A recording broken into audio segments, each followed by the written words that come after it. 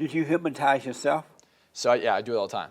You hypnotize yourself all the time? All the time. And how do you do that? So pretty much everything you do is based off of an emotion. So when you feel really happy, you think about all the things in your life that make you happy. When you feel sad, you think about the things that make you sad. But why does your brain look for reasons to make you happy or sad? Well, the reason you feel any emotion is because an emotion is a strategy to achieve an outcome. So I'm happy because I think being happy will help me get something. I'm sad or depressed because I think being sad or depressed will help me get something. For example, a lot of the time people be depressed because they want attention or love. When do they get depressed? They get depressed when someone breaks up with them, when someone passes away. And now they're not getting that love anymore, so then they'll get depressed in hopes that people will come give them attention and nurture them and care about them. And then one of two things can happen. They don't get rewarded, so then that emotion gets stronger, hoping that the more they feel it, the more likely they are to get more attention, or they'll change. One of two things happens. So either you're rewarded or you change. And what I realize is that whenever I want to change what I'm doing, I just have to change how I feel. Because if I change how I feel, I see things differently.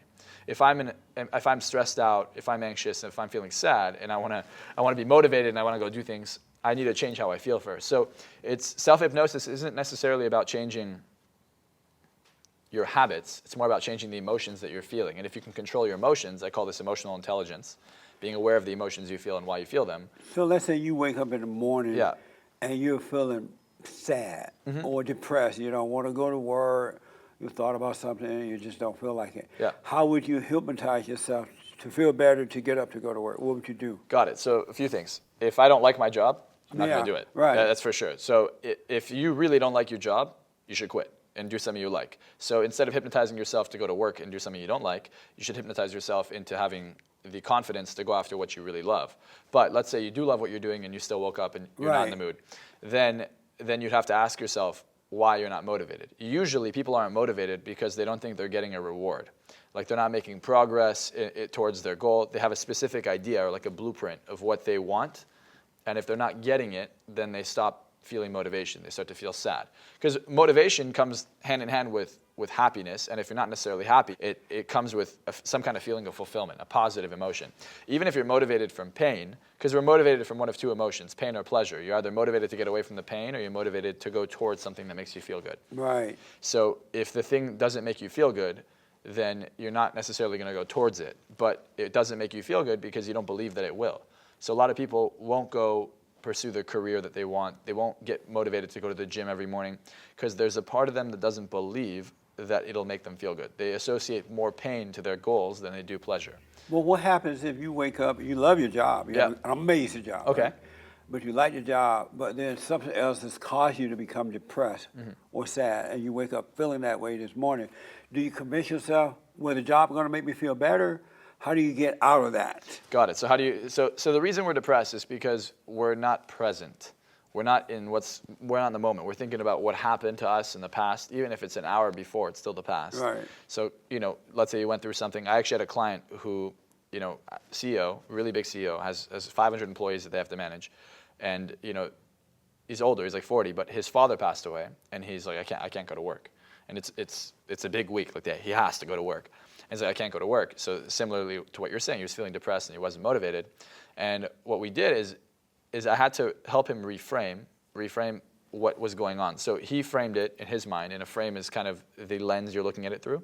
So the way he was looking at it was that his life now sucks, he has no reason to live, and he kind of lost himself. So if someone's at home and let's say feels depressed for whatever reason, it could be something like you lost a family member or you're just not motivated to go to work, you have to ask yourself, why do you want to do it? Why was he a CEO in the first place? And instead of focusing on what's not motivating you, because it's what you focus on. If you're focusing on things that don't motivate you, you're not going to be motivated. If you're focusing on things that will, you will be. So if I think about how long my work's going to be, how I hate sitting in my office, how I can't stand my coworkers, how it's stressful, I'm not going to want to go to work. Right. But if I think about all the change I'm going to make for other people, the lives I'm going to impact, how fun it is, how much money I'm going to make, I'm going to be more motivated. So it's becoming aware of what you're focusing on and then shifting it. Oh, I see. So let's say that I love my job, but I'm depressed about something else. Okay. If I start thinking, wow, I love my job, I'm going to go and do this job and I'm going to be off at 5 and I'll be free. Is that a form of overcoming Hypnotize yourself? Yeah, so because you're thinking about what's going to happen at the end of the day? So all hypnosis is going from one belief to another. If I believe I'm going to have an awful day, I'll have an awful day. If I believe I'm going to have an amazing day, I'm going to have an amazing day.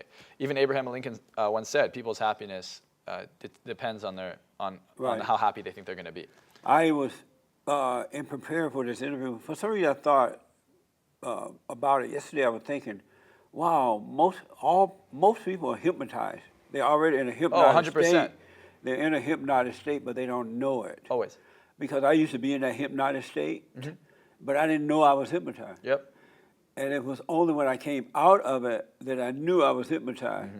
And what allowed me to see that I was hypnotized is that I don't live in the future. I just live right now. And in that, I am not hypnotized. But if I thought about the past or the future, I would become unconscious. Yeah, no, 100%. So we're on autopilot most of the day, 95% of the time. Yeah. But actually what's happening right now with a culture is that they're hypnotizing people to be losers. Yeah, absolutely. Literally, and I could tell you right now that the media, our culture, politicians, they're brainwashing, they're hypnotizing people to hate each other, to be divided, to not believe that they can succeed, to believe that they need the government, to incite a bunch of fear. And that's why suicide rates are at an all-time high, depression rates are at an all-time high, drug overdose rates are at an all-time high. And there are studies that show that 90% of antidepressants have no significant impact over a placebo. Yeah. So the fact that they're even prescribing this medication, it's profit. That's the biggest problem. I'm not going to say, I can't legally tell anyone to stop doing drugs, and you shouldn't. But what I can say is that the drugs that are being prescribed, like if you look at what it takes to be determined, like for someone to say, let's say I'm a psychiatrist, you're my patient. For me to say that you're clinically depressed, it's very easy for me to say that you are. Yeah. You don't sleep well that often, you don't always do the things you used to do. It's a very simple checklist that everybody might, from week to week, depending on how bad your week was, might go through. And if that week, for example, you had a bad week, you see a psychiatrist, you're not clinically depressed, they now prescribe medication to you, and then what? Yeah. For what? So are they able to do it because if you go into a psychiatrist's office and you trust that person, are they able to hypnotize you because you trust them? So you're going to believe what they say? Yes. So everything you believe becomes your reality. Absolutely. All a hypnotist does is makes you believe a different reality. Yeah. Now, as a psychiatrist, you believe that I'm an expert. Yeah. And because you believe I know what I'm talking about, if I tell you you're depressed and you believe me, you then become depressed. That's deep. That is so true. It's awful. That is so true. And they don't even know that. I used to think that people with degrees, like doctor's degree, lawyer degree, a master's degree, means STDs. Nothing. Means nothing. It means nothing. It really don't. It's just that we think that it does. And so when these people get these degrees, we believe what they say, and we turn over our life to them. It's the biggest delusion I've ever, when I got into this field, I realized that psychology, what they're learning, psychologists, psychiatrists, they know nothing.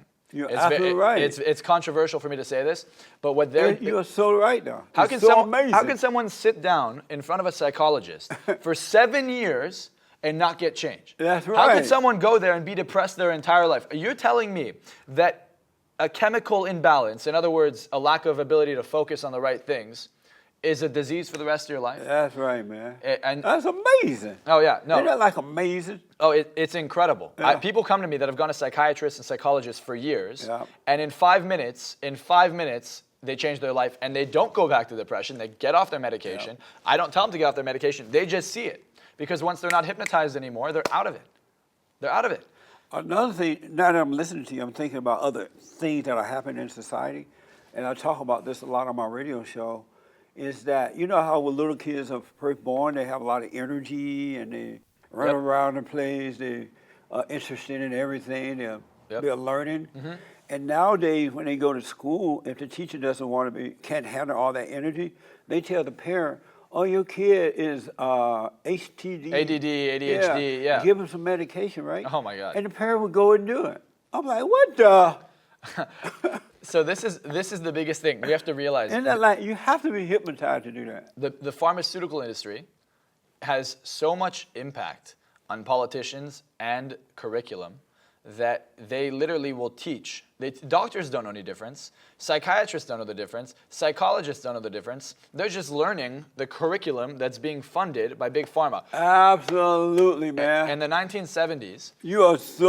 That's amazing. In the 1970s, some of the I forgot his name. But Where do you come from? I'm born and raised in LA, but the biggest thing I've always been a leader.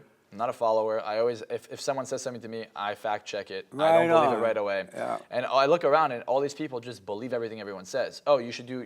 I've never done drugs in my life. I don't drink alcohol. You smoke pot? No, never. You never had pot? Nope. Here, never. let me see. I may have one. No, I smoked it already. Yeah, no, I I believe that anything you can accomplish with drugs, you can do without drugs. Because by definition, so what a drug does is it replaces a neurotransmitter. For the most part, right? Especially antidepressants. They replace a neurotransmitter. You have neuroreceptors, which means that they receive a signal or a chemical from your brain, and then they process it. You have a transmitter that goes to a receptor, and then the receptor processes it. If I have 100 receptors, it by definition means I have 100 transmitters. What I do when I take medication is I then replace my transmitters, become dependent on the drug, and then all of a sudden am now attaching to the parts of my brain that were already there. The only reason drugs work is because you have the drug in your brain. Otherwise, they wouldn't work. You already have the biology in your brain that makes the drug work. But when you do it externally, it stops producing it internally, and now you have to rely on it from another source. Wow.